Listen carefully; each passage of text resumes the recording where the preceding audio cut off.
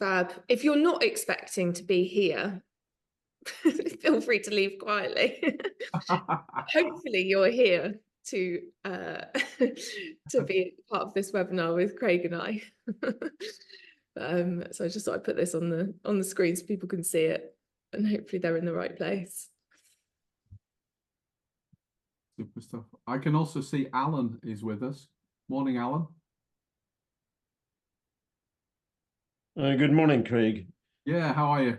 I'm fine. I'm in probably one of the drier parts of the UK in northeast Scotland at the moment. It's good. However, we have severe wind at the moment, so almost gale force wind right now, but no rain. Yeah, I'm glad you could join us anyway today. Yeah, thanks, Craig. Yeah. As we're just waiting for a few more people to join, I think if you're happy to, why don't you pop into the chat? I think there's some people that haven't spoken, but just pop in the chat where you are and maybe what you're hoping to get out of today's session, why you've joined. And then we'll just give folks a couple more minutes to join.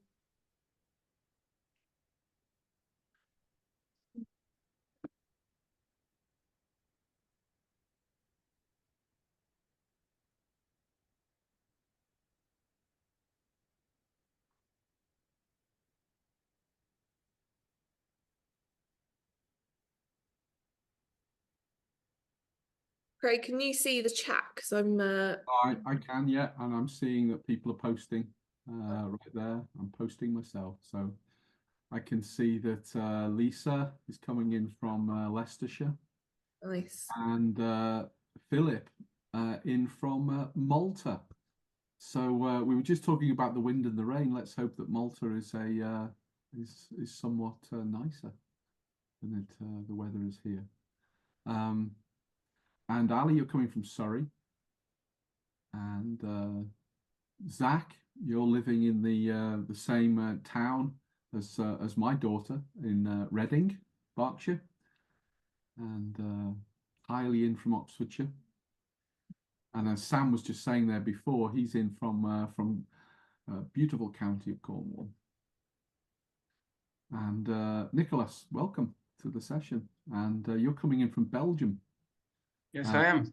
Hey, I seem to be the only one not to be UK based. Well, we've got somebody from Malta. We've got Philip in Malta. We've got Philip from Malta. And, all right. And in fact, I just spent the last 6 weeks in Saudi Arabia, so I kind of feel a little bit sort of, acclimatized there too. So we're just back from a long trip, but no, back and based here in the UK. But yeah, I think my Saudi friends were saying that they should probably offer me citizenship at this point. So yeah, spend so much time there. And of course, talking about being from a different country, Alan's from Scotland, of course. Yeah, and there we are. And there it is, Lisa, yeah, in Manchester in the rain. Grizzly Manchester by the looks of it. Grizzly Manchester. Yeah. Should we kick off? I don't know if there's any, we're waiting for many more people, but yeah, we'll just let people join in the session as they do. But yeah, hi everyone. Welcome to, like I said, the Human and Digital webinar series. I've lost count of how many of these we've run. It's definitely the third one that I've hosted. But for those of you who are new to the series, we actually launched it during the pandemic just to kind of keep in touch with our customers, our kind of ecosystem of partners, and some of the wider network, just to kind of show what we're doing in the learning space. Have the types of open discussions that we're hopefully going to have today around what isn't happening, and share some best practice amongst peers. So we had scheduled the session to run until 11 o'clock, but we've allowed some space, or 11 o'clock UK time, I should say, given that we've got people who are abroad. So yeah, we've allowed some space for us to either finish slightly sooner, or if there's lots of great conversation happening, then we are open to keeping the call going for a little bit longer. And Craig and I will stay online for kind of 15 to 20 minutes afterwards or whatever, just if anybody wants to have a conversation with us. So it's going to be very conversational, very informal.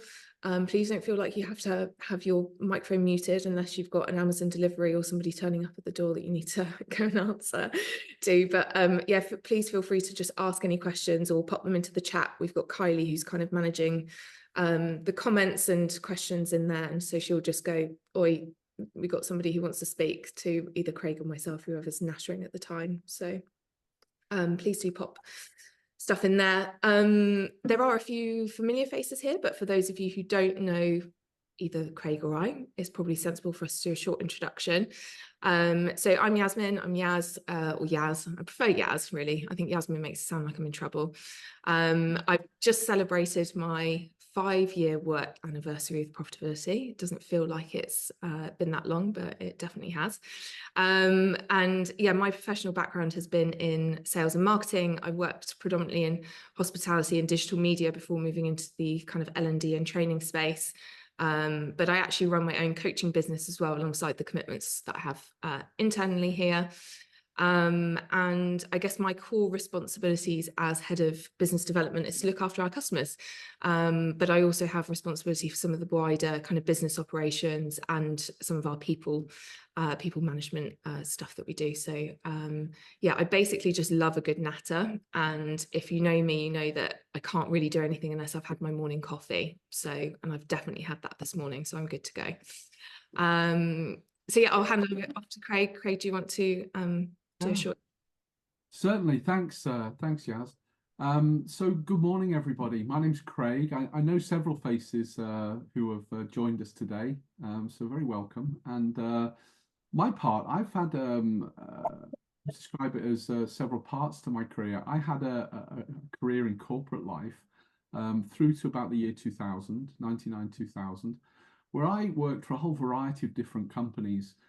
From the Burton Group to Orange and Blockbuster, is another name that you may be familiar with, and so in '99, when I ended my career, as it were, in corporate life, I started my first business. So I'm now 24 years as an independent consultant, trainer, facilitator, coach, and so I come to our session today with that 30+ years experience inside and outside of corporate life, and having had a relationship with ProfitAbility for many years. So many years ago when we did, I think, our first simulation with ProfitAbility, when I was back in corporate life. So long-standing relationship there. And really looking forward to the discussion we have today about game-based learning. So that's me. Thank you. Craig. So for those of you who don't know us, we are ProfitAbility, and we are on a mission to bring game-based learning to all corporate training. We've been around for over 35 years now. I think it's 37 years. Yeah, Kylie's nodding at me, so that means I've got it right. And I think there's like a very clear distinction to be made between gamification and game-based learning, which is what we do. And I think gamification, people tend to kind of use that terminology quite a lot when they're thinking about maybe some self-led digital experiences where you're working through kind of levels to earn badges or stars or some way of kind of competing, and essentially it's a really great decision-making tool. And I think that whilst that has its place and its market in the learning industry, I think what we do is a little bit different to that. And our game design is really built on how we put real business context into an experience where live participants are competing against each other in teams. And so we really believe that social, experiential learning experiences are far more engaging, far more memorable. And by learning and doing and failing and then trying again and succeeding, that's the way that people learn. And we've always learned that way. As children, we do it when we're trying to learn how to ride a bike or try to swim or whatever. And I still think that we sometimes lose sight of that in the workplace. And I think for people in performance to develop and continuously improve, we need to allow them the opportunity to kind of step away from their day-to-day and put them in a psychologically safe environment where they can try new things, try out new strategies, fail fast, and typically in kind of traditional training, I guess, we might not necessarily be able to offer them that experience. I'd just quickly like just to get a bit of interaction from everybody. Who here has participated in one of our experiences or a type of game-based learning activity? Maybe raise a virtual physical hand if you'd like to. I think Philip will probably put his hand up, having worked in the industry. Cool. Nice, lots of hands. Trying to see everybody. Cool. Craig, do you want to add anything on kind of game-based learning and any experiences that you've had that recently that you want to touch on? I think, Yas, only to really add and really just agree with what you're saying. And I go back actually to the very reason I remember picking up the phone and calling and getting in touch with ProfitAbility in the first place. And that was the fact that we were at the time developing a series of different programs. I guess today we talk about learning journeys for people. And when we looked at what we could do, we were very much classroom based, often quite, with the PowerPoint presentation and so on. And we were looking for ways to take all that good learning. If you think about the idea that someone may come to a learning experience, and our focus increasingly has become, how can we prepare people for that? And then how do we make it a really great experience? And then once they've been through that experience, they then sort of go back to the real world, their day job, and they start to implement. And yet perhaps the question that then raises, well, what more can we do in the experience that helps people put things into practice? And that was for me where my first introduction to game-based learning started, as we started to look at the kind of simulations and the kind of scenarios where people would, on the one hand, perhaps in a day or two of learning, they would learn some skills, they would gain some new knowledge, but just before getting to practically implement it back in their workplace, how could we create an opportunity for them to experiment, to try things out, take a few risks, and those sorts of things. And so for me, that was a really important part of the process there. So yeah. Cool. And you've clearly obviously facilitated for and coached for many years, Craig. How do you when you're setting up some of those programs, how do you try and create that psychologically safe environment? Do you have any kind of go-to tactics that you use to kind of make people feel comfortable in that space? Definitely. And I think, almost in the last few years, I think we started to see it pre-pandemic, right? Where a lot more people talking about psychological safety. And those who may or may not be familiar with the term, we tend to say that it's a simple idea that it's safe to take risks, to ask questions, to challenge one another, to experiment. And do we have an environment where that's okay, not just okay, but indeed promoted, right? So that people are encouraged to do that. I love a recent publication by Amy Edmondson called The Right Kind of Wrong. It builds on the work that she'd done with the Fearless Organization, writing on the Fearless Organization. And it's the very kind of simple idea that we, of the fail fast. I mean, we've talked about it for years, fail fast, fail often, so that we succeed faster and we succeed more often. And so what we're doing is taking all of that we've now sort of been learning in more recent years and focused on, translating that into just very practical things. Quick couple of examples. I think right at the heart of it is certainly self-awareness, and certainly in pre-work, we're always trying to get people, say we're coming into a leadership experience or a problem-solving experience or an innovation experience, then what we'll try to do is to get people to raise their self-awareness through perhaps an inventory, an assessment, some questions, some challenges for them, and bring those into the experience. So they're already working on that. And then what we're looking for very early on in the experience is to get people to start to talk about that. So it's on the one hand, what are you good at and the very positive experiences we have, but what challenges you? And so that what happens is relatively quickly and early on, it becomes okay for people in our workshops and so on, to start to open up and find that a quite safe environment. Yeah. They could just open up and say, I really feel quite challenged about this, or I have a problem with that. And then if it's targeted around the subject, let's say we're doing a leadership experience, then what happens is the learning can be shaped towards it. I think the skill of any facilitator is not just delivering the PowerPoint slides or the content of a program, but it's kind of connecting with the people in the room at a level that they want to engage and to dwell sometimes on the things that are most important to them. You have to sense what's important to them and dwell there. And therefore, for me, where the game-based learning part comes in to all of that is, now you've raised your self-awareness, you've learned some new skills, you've gained some new knowledge.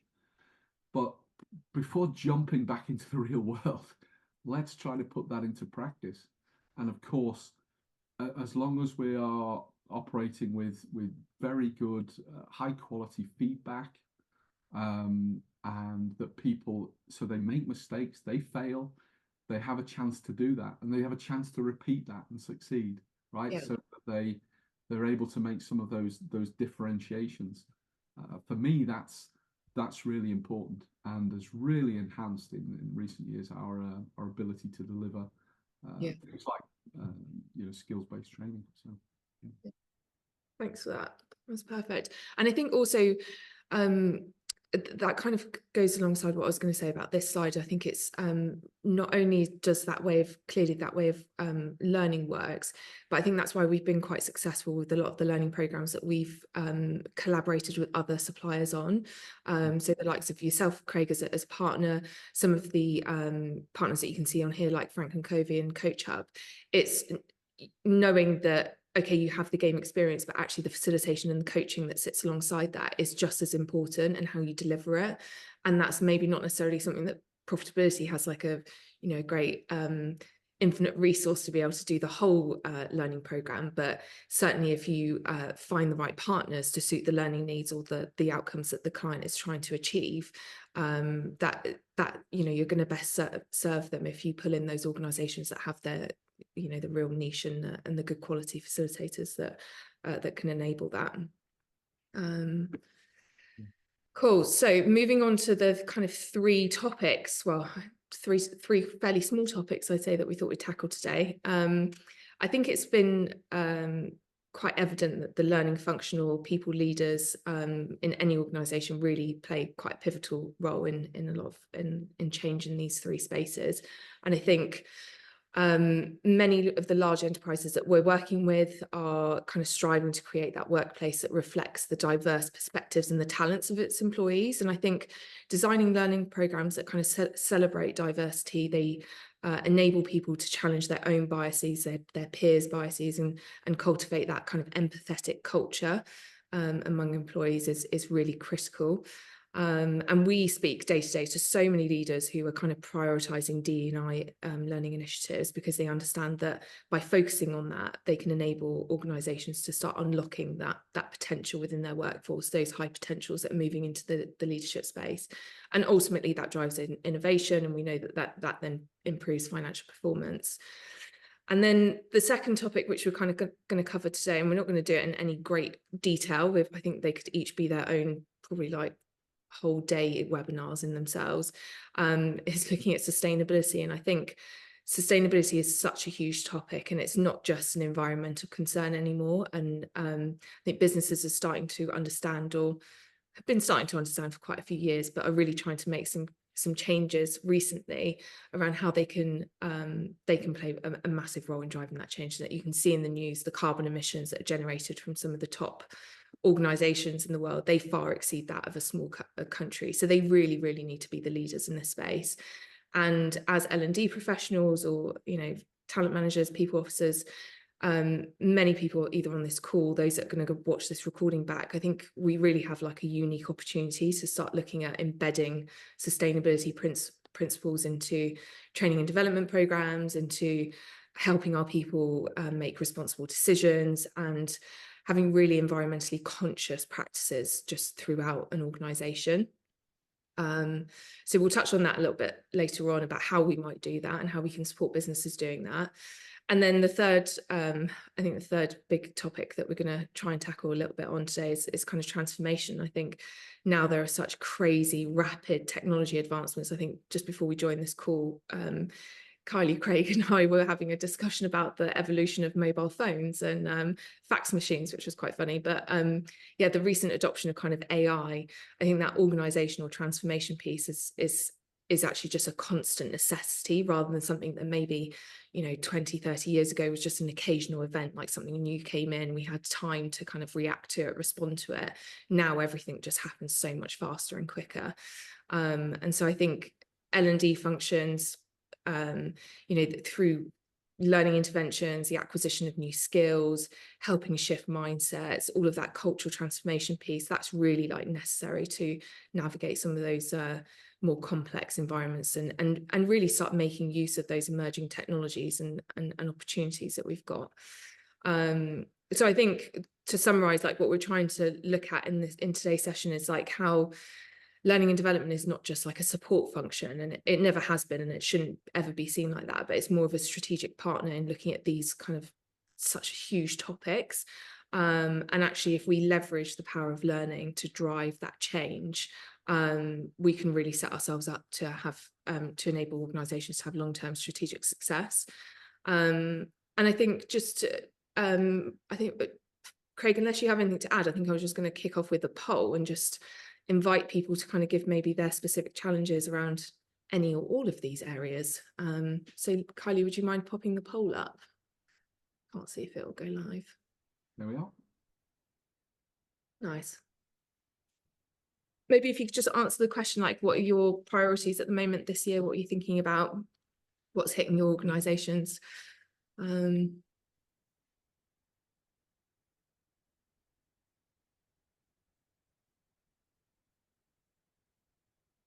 This screen share is very limiting because I can't see when people have done it. So if somebody could give me a shout.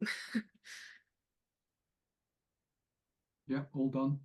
Yeah. Craig, do you want to go through kind of what the results are showing? I can't see the results at the moment. I think Kylie can perhaps screen. There we go. Thanks, Kylie. There we are. So look at that. So the overwhelming interest today, Yas, is going to be on the change and transformation. And I think should we just skip to that bit then? yeah, I think we'll just skip that. Isn't it funny how that what comes first comes last and all of that. I think the with 83%, and then we have the sustainability 17%. So certainly a couple of people thinking that that's also important for us to focus on here. So I think we'll just make sure that we weight our discussion today around the change and transformation piece, but still important to perhaps just touch briefly on the other two. Yeah. Okay, so we'll kick off with kind of like the inclusive leadership program. I think we in our ebook, which we've shared recently, and hopefully some of you have read that, but if not, we're going to circulate it after this session. But we reference a study in there that shows that 70% of employee experience is down to their feeling of belonging, and I think that psychological safety element that we touched on earlier is super key to that. And learning to be an inclusive leader is a huge challenge. But the study also showed that by focusing on that piece, it can cut employee attrition by around 76%. So it's no wonder that companies are looking to develop their leadership competencies. And I think traits like humility, empathy, curiosity, some of those things might not come naturally to all people managers.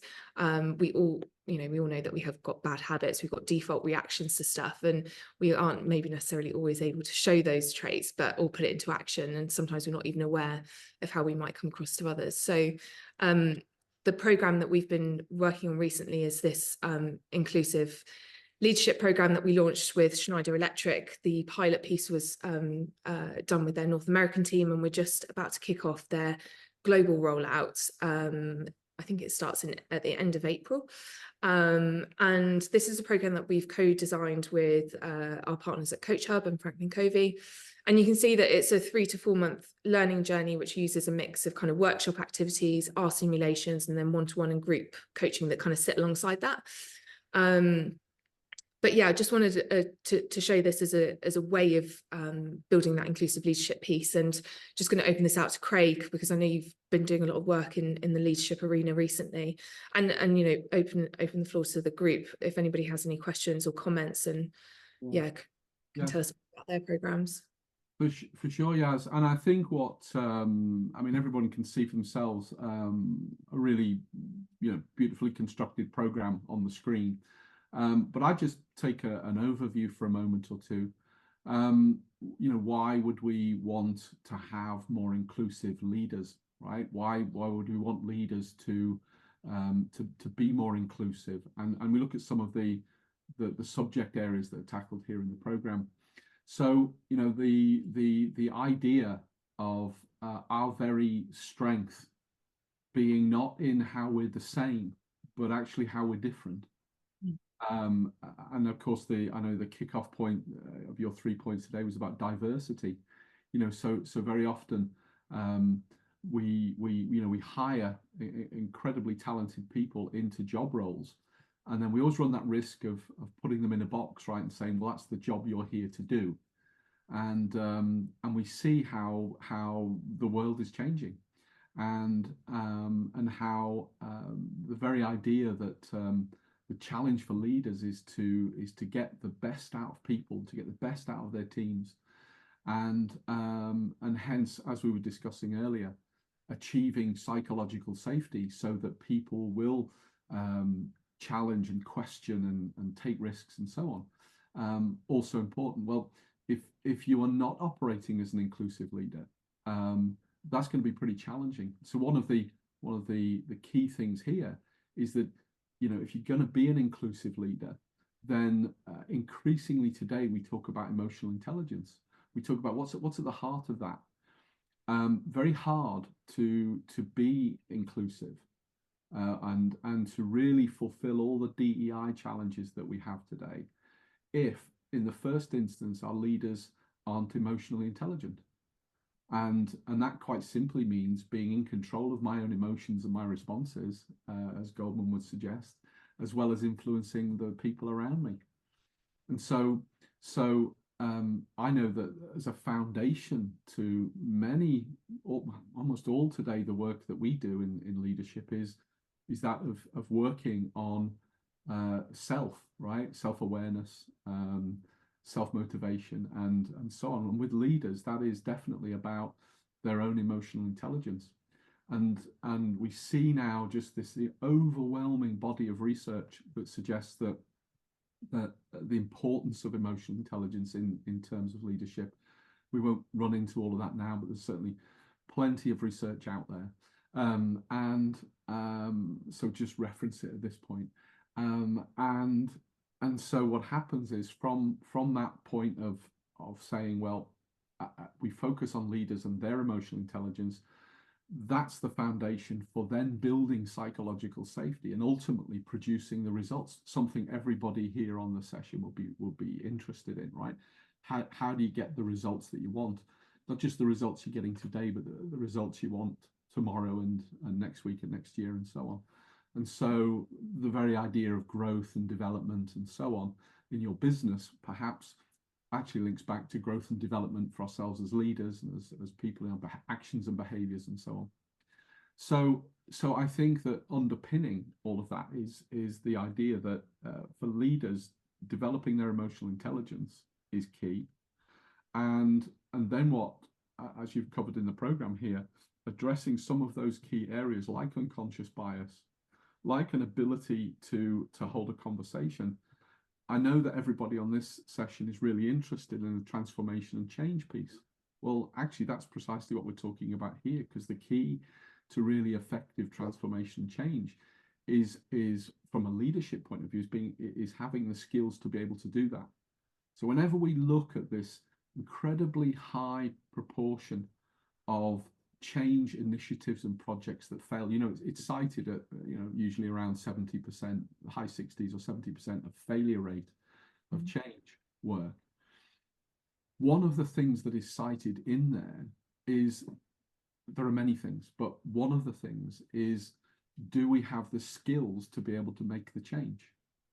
And when we look at, well, what are the skills that are key to transformation change? What is leadership? And within leadership, we're actually looking at a lot of it here on the screen, right? Which is our ability to do these things. Can we hold that really important conversation, even if it's a difficult conversation, for example, with our key stakeholders, or with our people, with our teams, internally, externally? How well do we collaborate as a team to do those things? And then, of course, do we do that in not just a psychologically safe way, but also, are we able to take care of the people along the way? So that balance. I mean, still today, we're still talking work-life balance with so many people.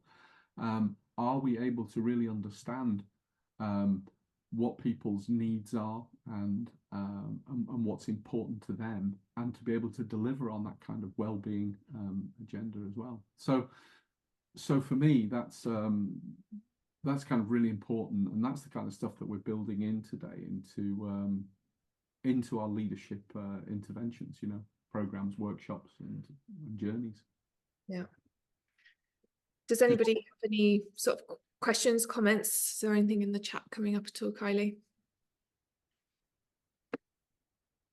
Sorry, I just realised I was muted. No, there's nothing on the chat. Okay. I see that Lisa is change and transformation due to sustainability.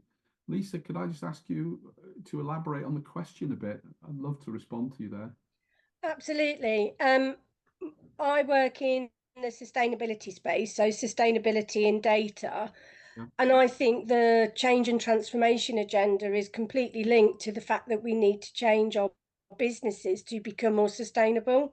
Yeah. So I think trying to draw a line in between those two with having a distinction is quite challenging. Yeah, I think Lisa, it's a really good thought and observation. Myself, I work a fair amount with Franklin Covey, also, and Stephen R. Covey, who wrote that very famous book, The 7 Habits of Highly Effective People. In there, he is very clear in his definition about effectiveness, our ability to get what we want time and time and time again. And if you think about sustainability and about the idea of why people want sustainability, is because they want to get what they want, but not one time. It's not about a one-time thing. It's about our ability to do that in a repeatedly over time, and so on. And I think that a lot, I think you're absolutely right, that a lot of the drivers of change is that people may be able to achieve excellence in their business, whatever business they're in, but can they maintain and sustain that excellence? I mean, all the questions that I think we see popping around social media today about, you know, is growth the real strategy, right? In other words, everybody talks about, you know, we must continue to grow, but is growth the ultimate challenge for us? And so I think you're absolutely right. I think a lot of change and transformation that's happening today is because people want something more sustainable than they've got today.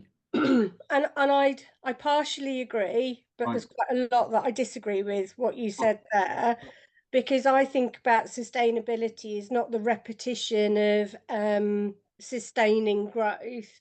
Right. I think it's about, we cannot be living in a finite, or an infinite growth world on a finite planet with finite resources. Yes. So Correct. I'm not talking about how we keep year-on-year growth, and we get more and we buy more and we get more and we send more to waste. So we're not sustaining that lifestyle. So maybe I'd like to talk about more regeneration and more living within our boundaries, and having an economy that isn't rewarding growth at all costs, but is far more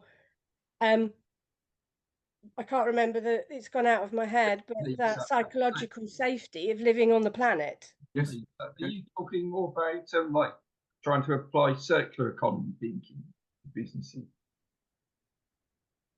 Yeah, Sorry, was that On me, Sam. Sam? On Sam. Yeah, Lisa, are you trying to describe more circular business economy thinking? Well, I think that's part of the agenda, but we need to have systemic system change to go, let's not have GDP where you have no value to the world. If you plant trees, you only have value when you cut them down and manufacture them into something. You know, that type of thinking is not going to have us living within planetary boundaries and temperatures. Yeah. So I think change and transformation is, we're at a real volatile pivot point at the moment. Yeah. That change and transformation is going to happen to us because of the temperature and weather patterns are changing. So food scarcity, how we live, all of that. So we do need to think about circular economy because we need to treat everything as a valuable asset. Yeah, absolutely, Lisa. And I think Well, also I will that step off my soapbox now so you can carry on with your calls. well, actually, what you're saying leads really nicely into the next piece around sustainability. And I think, yeah, there was a bit of maybe a bit of a bit of crossover with what we were trying to say there. But I think like what you were trying to say was that taking action on sustainability can't just happen in a vacuum. And I think businesses are really responsible to just, in order to become more sustainable, you can't just fix one element of a supply chain, or you can't just switch to hybrid or remote working. Like it actually needs whole businesses to be on that sustainability agenda and get people to shift their mindset around that. And how can we understand the implications of what we're doing as an organization and what that's having on the planet. And I think you were part of the session that we did where we ran through this game Making Waves that we've built, which is a simulation all around how to get people to think about their organization's sustainability commitments, and how teams can basically, well, the format for the game is that they're trying to make the fictional island of Eden a much better place. And so they're running an FMCG business, so they've obviously got to think about the profit of the organization, but they also have to think about they can't be compromising the finite resources of the planet. So it's getting them to shift that mindset a little bit to just being business focused, to thinking with that whole world view. And since we probably last saw each other, Lisa, on a session, we've been working with PepsiCo over the last kind of maybe 6 to 9 months on this PepsiCo Positive initiative. We were out in Connecticut in September last year for a sustainability summit where they had about 200 leaders. They had their CEO, their CSO, all there talking about how important this is for them.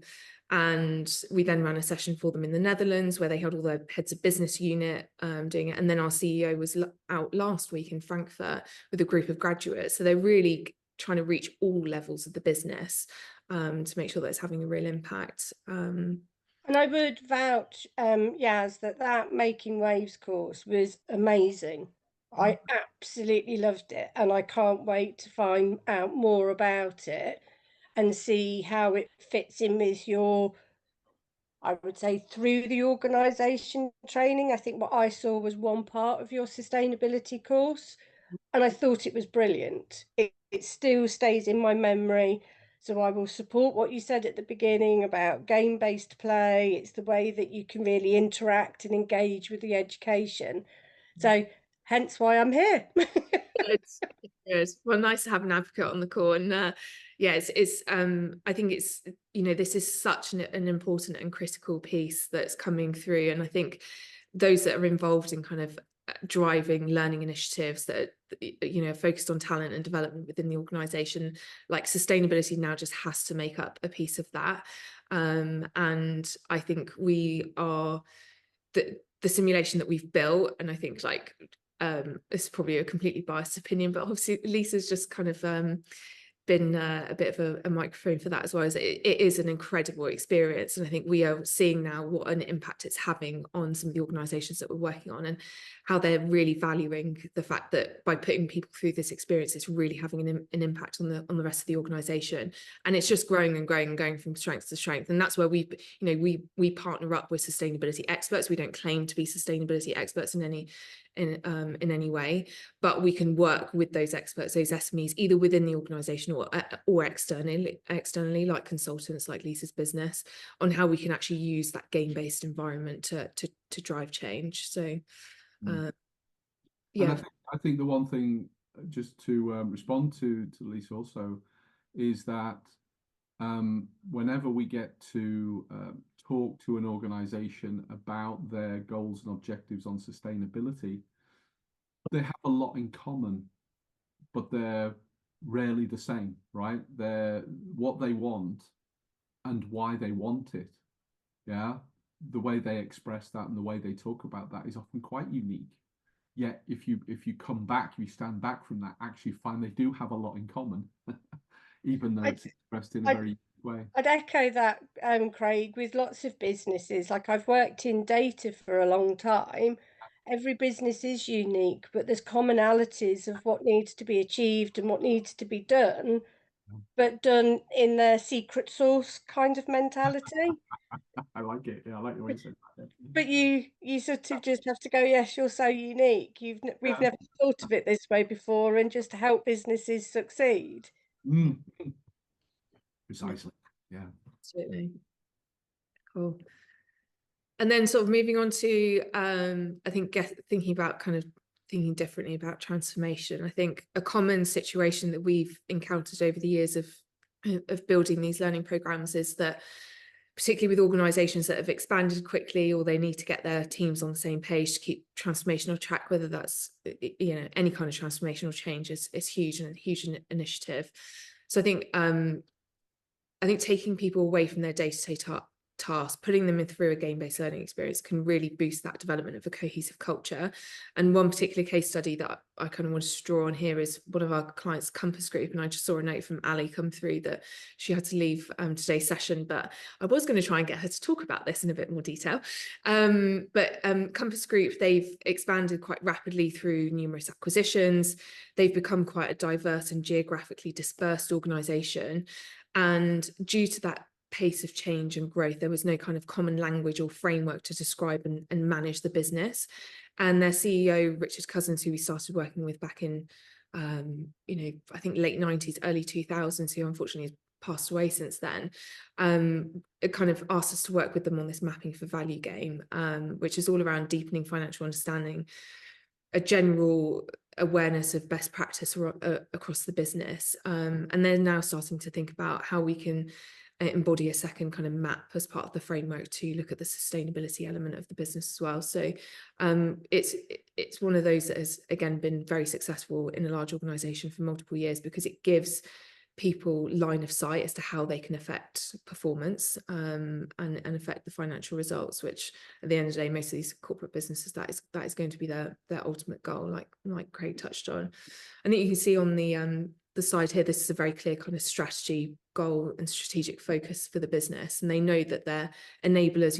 You can see there they touch on diversity, that digitization, decarbonisation. It's all the stuff that we've kind of spoken about very briefly on this call today. They have very clear values, but ultimately they want to try and create value for their stakeholders. Like that is their mission. And what we've been doing with them is we've been looking at how we can drive performance through this MAP framework. And so they use that as kind of a cultural framework, a commonality, a language piece.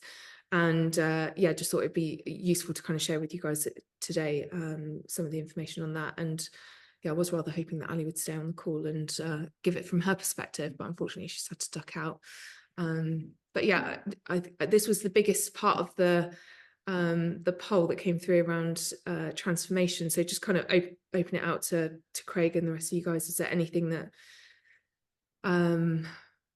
that people want to touch on here, or want a bit more information on, would like to expand on? Is there a chat? For sure, and I think that's a good point at this a good time. Sorry, Yas, to throw that open. It was expressed by people that this was an area to focus in. So let's maybe start with some questions, right? And maybe we could build out from there. The questions could be about the example that you've just shared, or they could be about transformation and change in general. So let's see, either open up your microphone or type into the chat. Yeah, let's maybe start with a question. We have got a question on the chat from Philip asking, how have you designed games into this? Philip, are you able to give a bit more context about that question, please? Because I think you sent it a little while ago. Yes, I'm just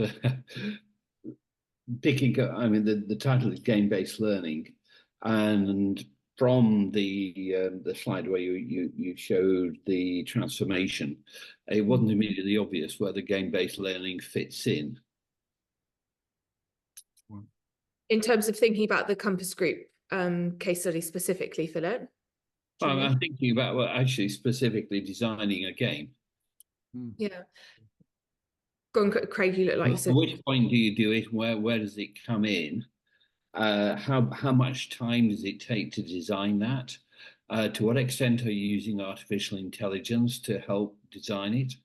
Yeah, lots of questions there. Let me just end the slideshow so that I can see people and see the so with the transformation projects that we've been involved in, I think we've been involved in, I think, probably all parts of the organization's journey. I think there's some people that have maybe been on a path to that change, or maybe have been acquiring new businesses. I think a recent example would be with DP World. They've recently bought up a number of logistic and solution businesses, sort of distribution companies. And as part of that acquisition piece, they've brought us in to kind of design a program for them around how they can get everybody thinking about the business in the same way. So although they might come from an organization that's been bought by DP World, it's how to understand the DP language, how using that commonality, putting in a framework. Again, with Compass Group, that was at the very start of that transformation piece. But some businesses, we can come in at any point, and it's really around kind of identifying what is the current challenge, what are they trying to shift their people's mindsets from and to, and then we're working with them on kind of the content pieces that they want us to put into the learning programs. The game element, I think, comes in where we're trying to get people to actually run the organization for themselves. So we're taking them into a classroom or a virtual environment where they are practicing running the business for themselves, so that they can understand different perspectives, different levers that they can pull to make good decisions. And yeah, so this is a sort of simulation. Yeah. So what's the difference between the simulation and a game? Well, I think it's more terminology. I think serious games is kind of how we position ourselves, and I think but we are simulating a real world environment, right? So I think people use different language. They use business simulation. Some people use game-based learning. It's I guess it's kind of one and the same. Right. Okay. I mean, one of the reasons. I mean, look, I'm from the EdTech background, and I'm delivering at the moment an MSc in Innovation and Technology Management. So I'm looking at how I could potentially introduce some elements of simulation into that. Yeah. And also, I've got coming up a challenge, which is I've got to talk to a whole load of iGamers about EdTech. Yeah. So I was looking at this in terms of how, if I got an audience of iGamers who are right at the cutting edge of iGaming, and all the cognitive challenges of games, what are, on a practical basis, given the simulation that you're doing, how am I going to explain to a bunch of iGamers the use of technology in education as it potentially would apply to them?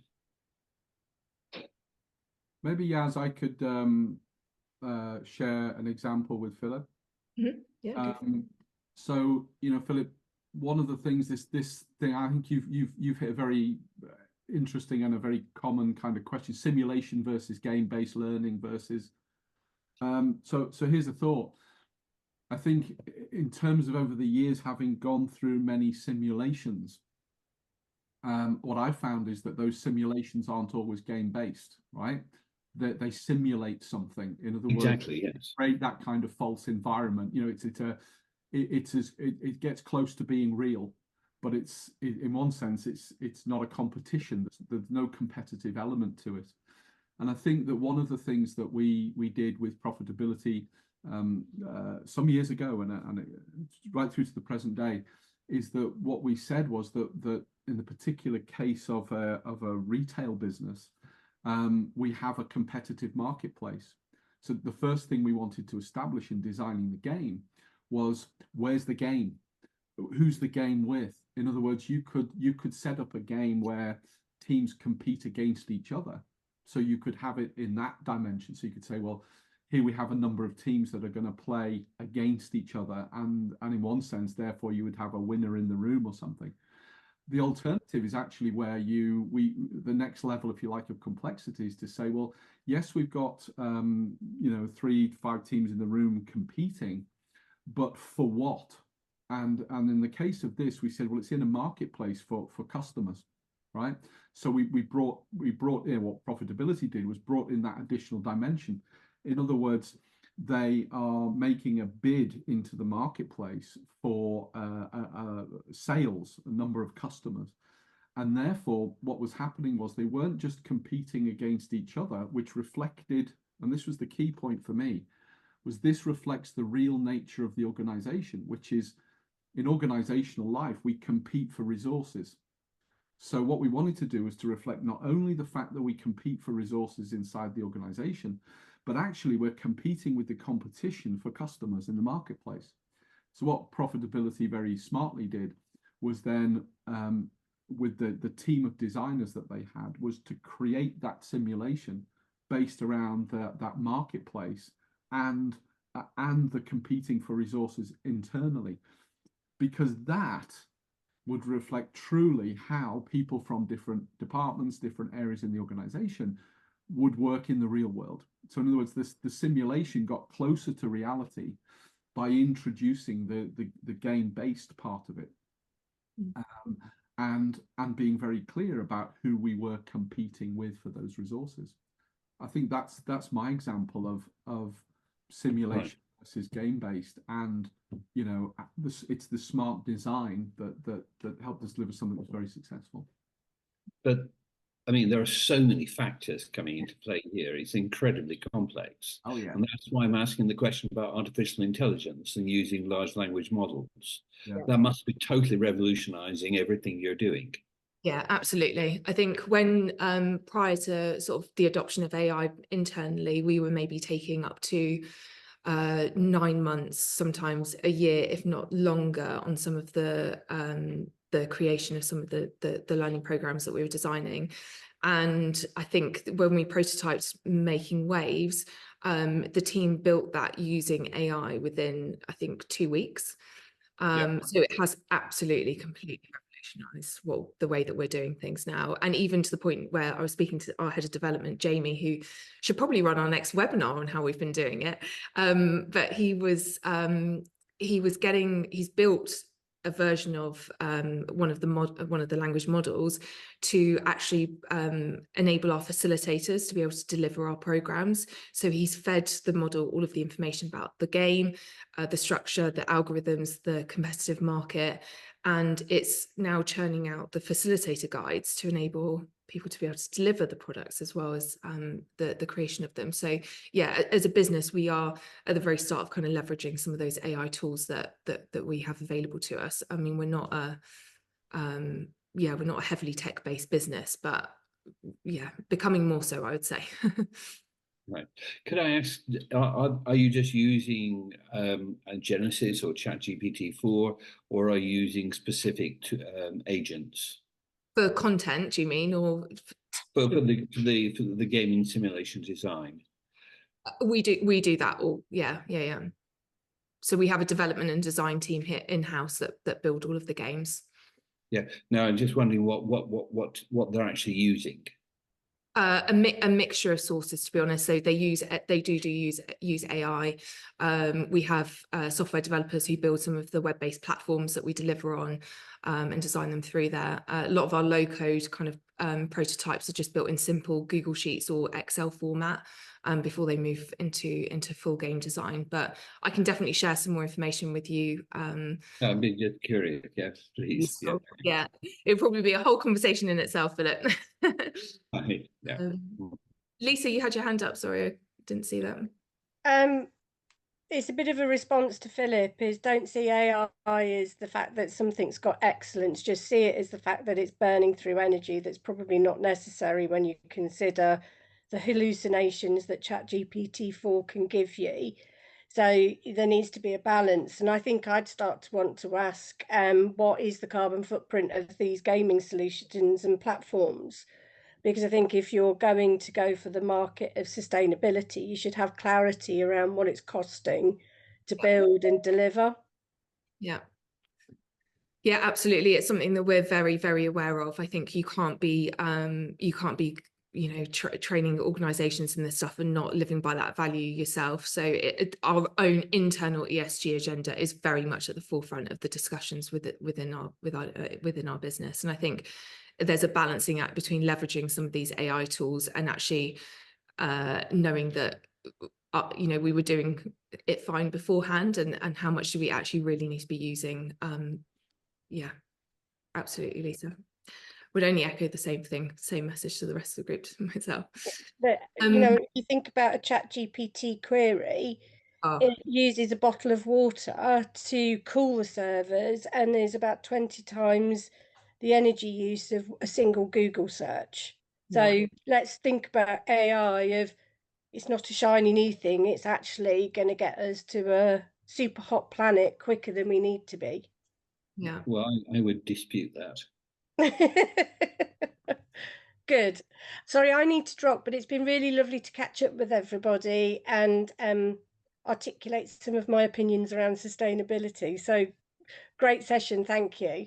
Thanks, Lisa. And I'm conscious of time. I think we've reached the top of the hour again, but does anybody else have any questions, comments? I think we had a kind of piece around measuring success of programs, but perhaps we could park that and set up another call, Craig, where we can go into that in a bit more detail. For sure.